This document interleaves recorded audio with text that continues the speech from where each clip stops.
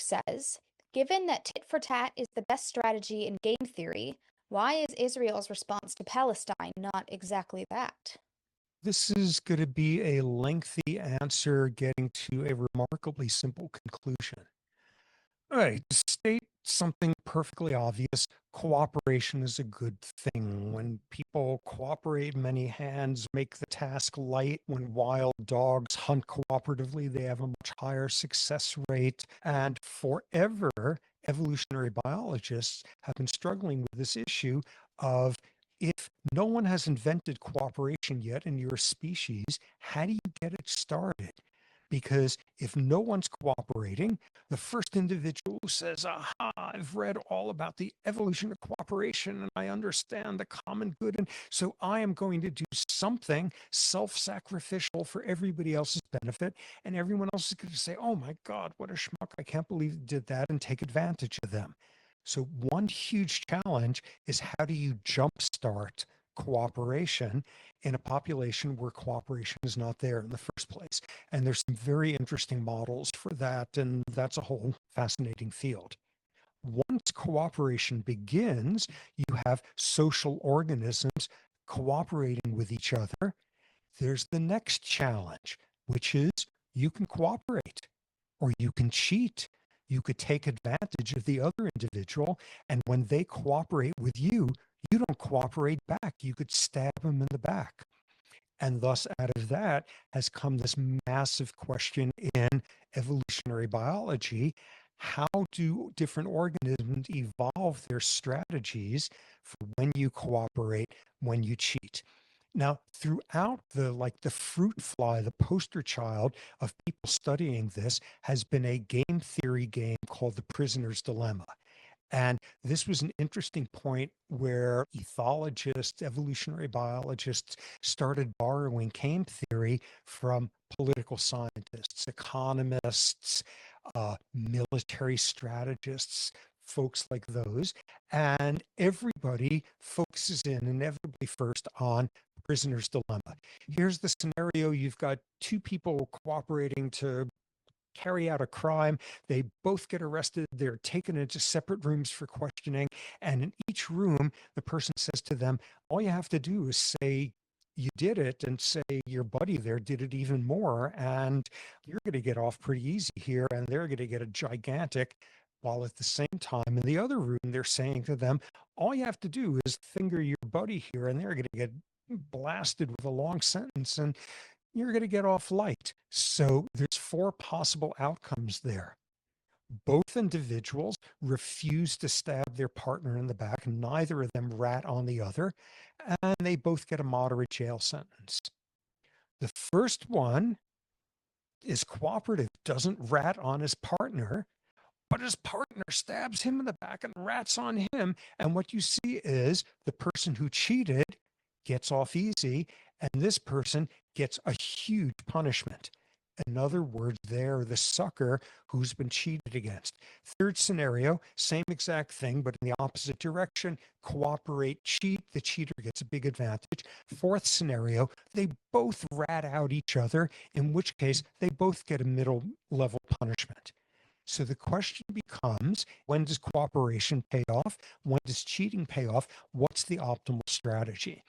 And this brought up this famous study from this political scientist at University of Michigan named Robert Axelrod, who collaborated with this evolutionary biologist named W.D. Hamilton, Bill Hamilton, who's one of the gods of the field. And they did this collaborative study. This was, I don't know, in the 70s, 80s. It was somewhere in the ancient past. So they got some ancient primitive computer and programmed it to be able to play rounds of the prisoner's dilemma. And they wrote to all of their friends, their economist friends, their political science friends, their biology friends, their mathematicians, their Nobel Peace Prize winners, their professional boxers, their murderers for hire, wrote to all of them and said, here's how the prisoner's dilemma works. What would be your strategy? Tell me what your strategy would be. And they got strategies back from everyone. And of course, some of them were very ornate and probabilistic. And if the other person person does this, you do this percentage of the time, but if they do this within the next 3 moves, then you do this, like hugely complicated strategies. And the whole idea was each of these strategies they got back, they then programmed and ran a massive round robin tournament on the computer of pitting the different strategies against each other. And the famous finding from this was one strategy outcompeted all the rest. That's cool.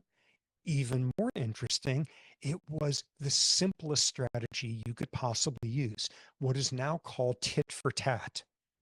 In the very first round, the person you're playing against, in the very first round, you start off by cooperating. If they cooperate in that round as well, you cooperate in the next round and they'll do the same and you keep going. However, if from out of nowhere, one of those rounds, they stab you in the back, they cheat when you've cooperated, the next round, you cheat back. You do a tit for tat. At that point, if they say, ooh, I guess I'm not getting away with this, and they go back to cooperating, you go back to cooperating, and it's all sorted out.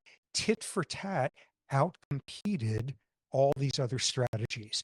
And to show that these were evolutionary biologists thinking about this, they began to talk about tit for tat would drive all the other strategies into extinction. Why was it so effective? Had four things going for it. First off, it was simple. It was not this complex probabilistic algorithm thing that all the mathematicians were sending in. It's very easy to understand. Next advantage, your starting point is an assumption of cooperation. You cooperate in the very first round. Third advantage, it's punitive. Somebody stabs you in the back and you punish them. Fourth, you were then willing to forgive them and put all these pieces together, and it beats all the other strategies. As I said, in one particular round, you may fall behind because they stabbed you in the back first. As I said in the field, tit for tat, you may lose the battles, but you will win the wars. So people looked at this and this was so exciting that this was the optimal pattern.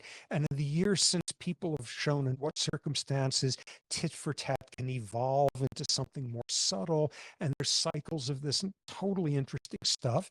And at that point, ethologists, people who studied animals out in the wild, went crazy running out there because everyone had read Axelrod and Hamilton, famous massive go and see if there's any animals out there who actually have their cooperative social systems working on tit for tat.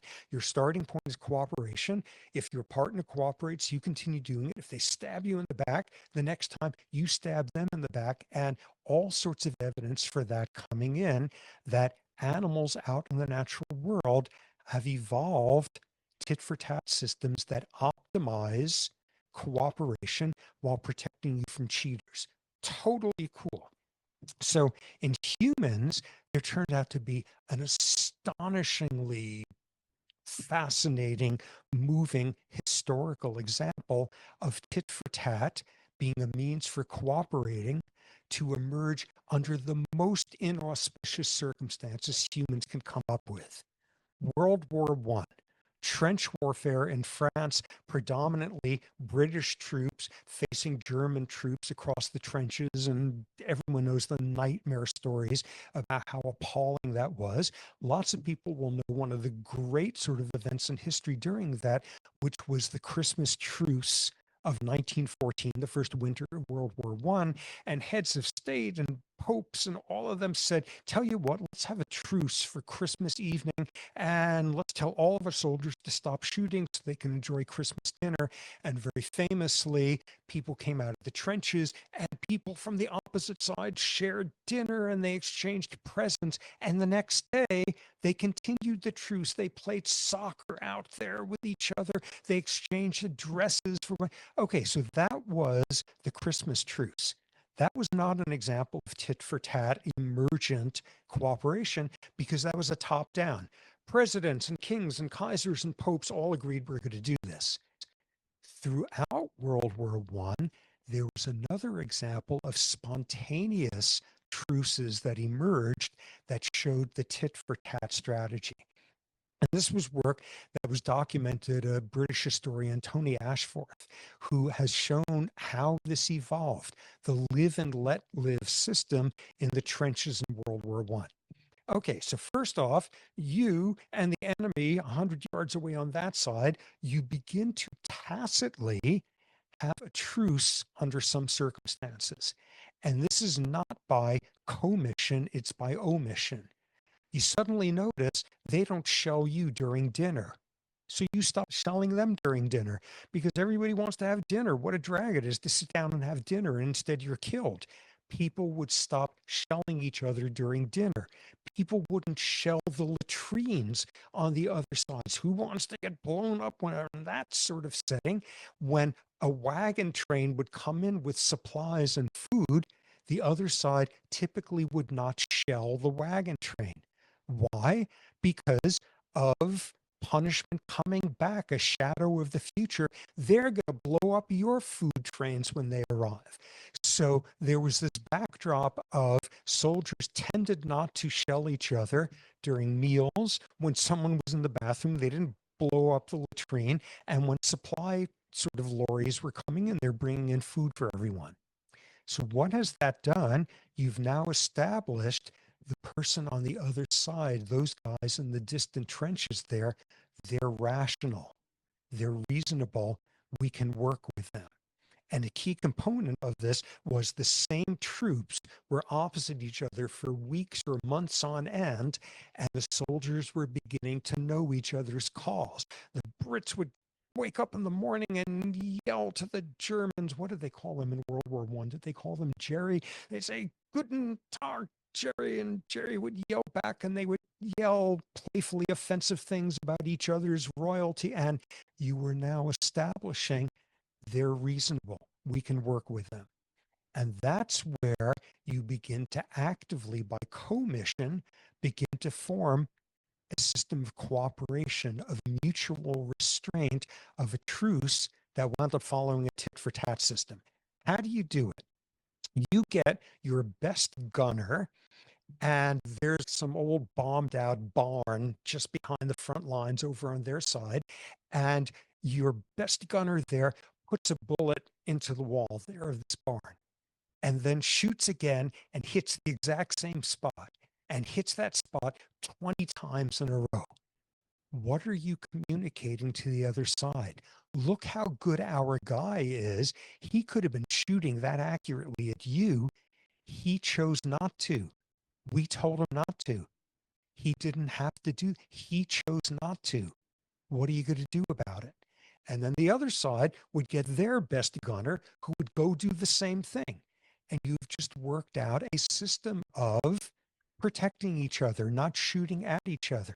And over, this evolved up and down the lines in the trenches there. They figured out ways to shoot over each other's heads.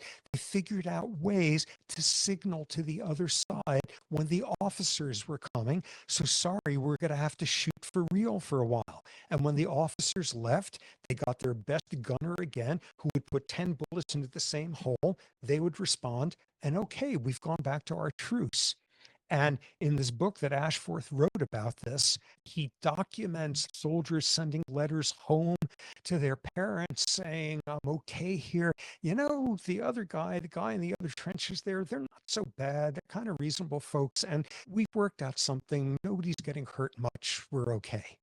So they worked out these truces over and over again, and over, officers eventually got word of this, showed up, had to threaten to court martial or shoot people to get them back to actually shooting, or transfer troops up and down so you didn't know these people. But over and over, this happened. So where did tit for tat come in? If there was occasionally an error made, what would be the error? The classic thing, you've got some new artillery gunner guy who's brand new and gung ho, and he doesn't know how things work yet. He doesn't know about this true stuff, and he's still gung ho about for God and country, and lands a shell into their trench and kills a few guys. You say, idiot, we don't do that. We got this thing worked out. You don't do that. And at that point, You send somebody up above the trenches and you yell over to the other side and you say, sorry, we've got this new guy here. He's got his head up as he doesn't understand. Sorry, we got him under control. But then, just to show that this was a tit for tat system, those guys would now lob one or two shells into your trenches and kill a few of your guys, and then you would go back to the truce. And this was established over and over, and they got something close to tit for tat. It apparently, depending on which front, it varied whether they got to shoot back once or send back two shells for each one you sent over there by accident. But this was a tit for tat system. People worked this out without exchanging a word, without even speaking the same language, while being ostensibly sworn enemies in this bloodbath. They were able to work this out there. All right, so all of this brings us to the question here, why isn't Israel using a tit for tat strategy in its war on Palestine and its war on Hamas and its war on Gaza? And there's a very simple answer to that. October 7th, Hamas attacked Israel, barbarically slaughtering 1,200 people there. And all one needs to consider is that was not the first round of that prisoner's dilemma game. That game had been going on for decades with very, very unequal sides. But in any case, that happened and looked at in historical isolation, which is really a tough thing to do and often inadvisable, but just looked as if that were the first round in a prisoner's dilemma game. And from what we just learned about tit for tat stuff, Israel is now supposed to bomb them, kill a couple of thousand Hamas. And as we know, instead, what has happened is that ever since then, Israel has been turning Gaza into a land of the dead and has displaced most of the population, has destroyed most of the habitable buildings, and has killed a ghastly, unbelievable number of civilians, including old people and children. Earth's highest concentration of kids with amputated limbs can now be found in Gaza. As of last June, a paper in The Lancet, which is about as much of a mainline dead white male medical journal as you could get, at that point, putting the number of deaths in Gaza between 60 and 70,000. And it's been more than a year since then. And the number has gone way above that. So the question then becomes, wait, we just saw that, you know, tit for tat. If you want to like reestablish cooperation, you don't have a disproportionate response. Why go kill 1 to 2 orders of magnitude more people? And the answer is very simple. Tit for tat, prisoner's dilemma, all of that is about how to establish and maintain cooperation. And the obvious punchline here is Israel is not interested in cooperation.